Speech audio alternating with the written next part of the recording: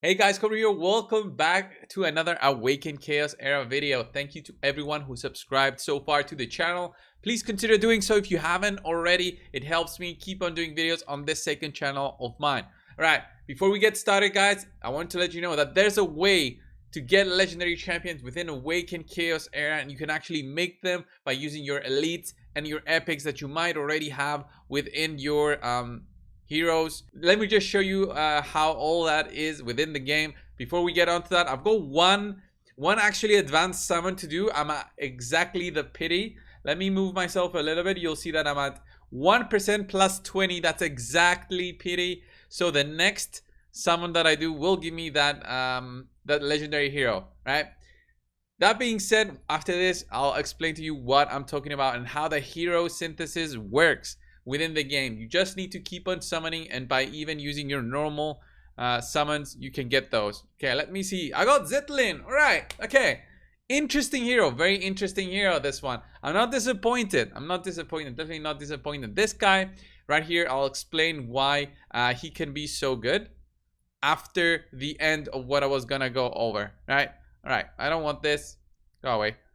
So if we go to the altar, there's this part called hero synthesis, and in this way you can actually synthesize, make any of these three legendaries for free basically, if you do have the parts that are missing.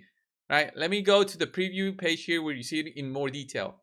If you have these epics right here at level 50, no ascension needed, then you can make Cirrus. Okay, for this one you can make Savannah with these four epic heroes right there. Level 50, no ascension needed.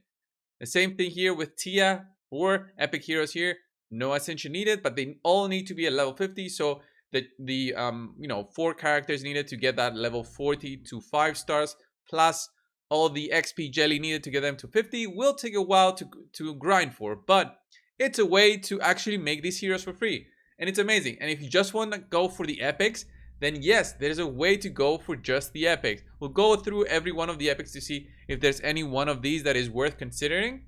And then we'll go over the hero that I'm actually probably gonna be synthesizing very soon. So I have this guy right here. I'm actually considering crafting him, so I don't use the one that I have ascended already. I ascended him without knowing that he was needed for the fusion. Maybe like something in the future would be nice.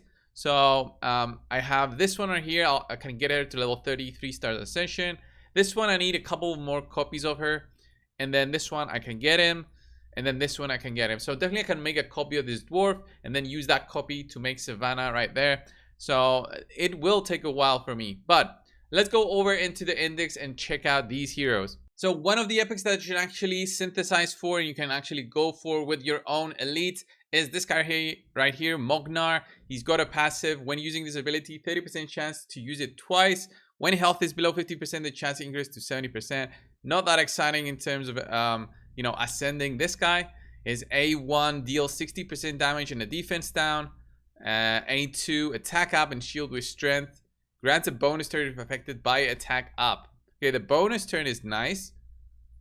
And I guess he can do this. Deals 150% damage to an enemy with a 50% chance to stun. If the target is affected by stun, then grants 100% attack and a bonus attack. Nice. Well, I guess if you kind of get the stun with his ultimate, then he can do some damage. But as an epic, I would definitely sacrifice him to get that one of the legendaries. Let's go over and see the rest of the epics. Next one in the list, guys, is this guy right here, Vance. Let's go over his kit. Vance ignores all of the target's positive effects when attacking. That's very good because sometimes the enemies might even have immunity to damage on them as a buff. So that's a good thing to have. Deals 100% damage to an enemy and applies attack down. That's solid. The attack down is always good. Deals 100% damage to an enemy and duplicates all of their positive effects onto this character. So he basically steals the buffs from enemies. And then his ultimate, do 200 damage to an enemy, damage increased by 20% for every positive effect on the enemy. Nice. Nice. This can actually go pretty high if you do have it maxed out. So can definitely dish out some damage, this guy right here.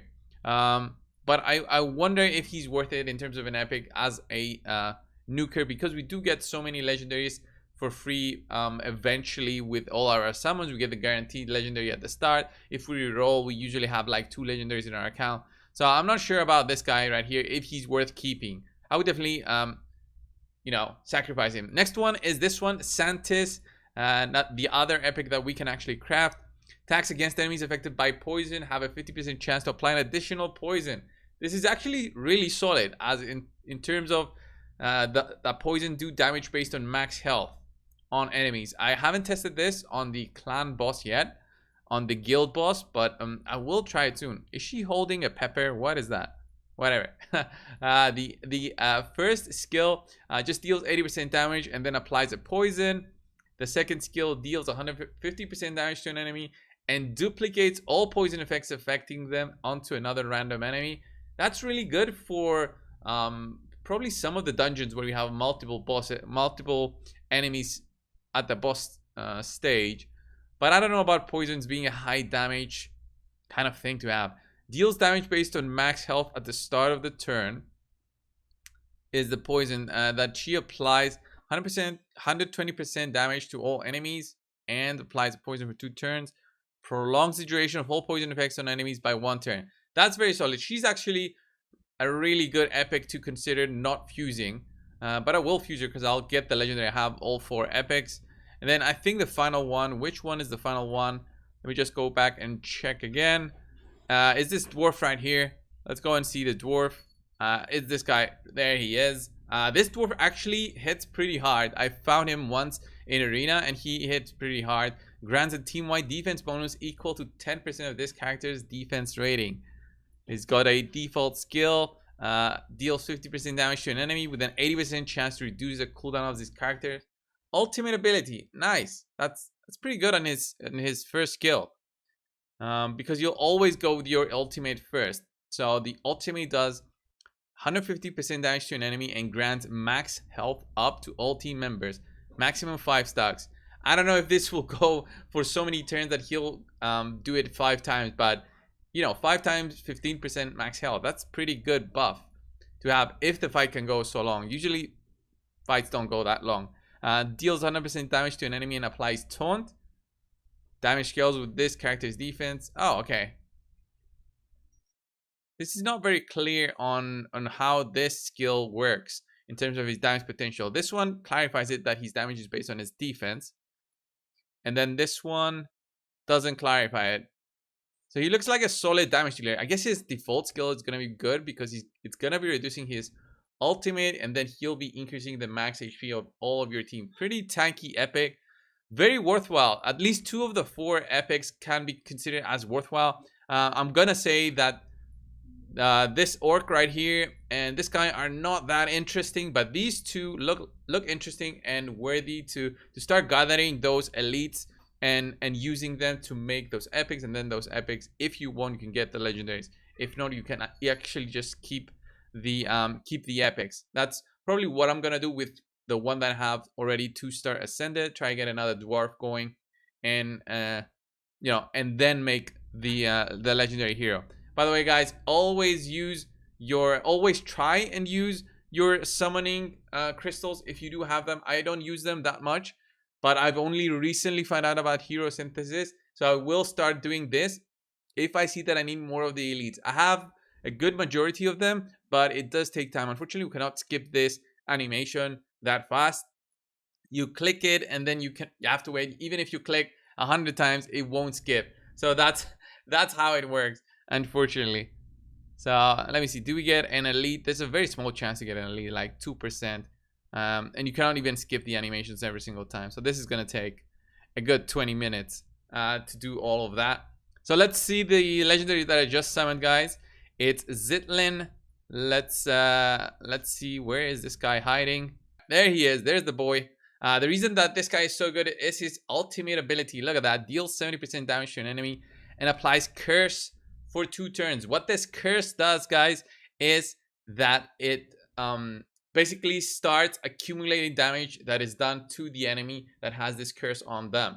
Okay, accumulates damage from your all your other sources, and once that's over, he just does boom and destroys them based on what the curse does and did during those 2 turns, and basically doubles the damage you've dealt.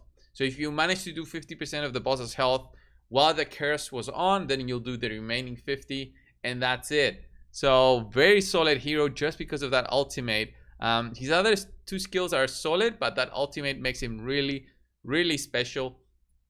And I like that he has the 10% accuracy and precision as a passive. This should work very well in PvE situations. I don't think you'll ever use him for PvP purposes. All right, that being said, guys, thanks a lot for watching. Subscribe if you haven't already. I'll see you guys in the next one. See ya.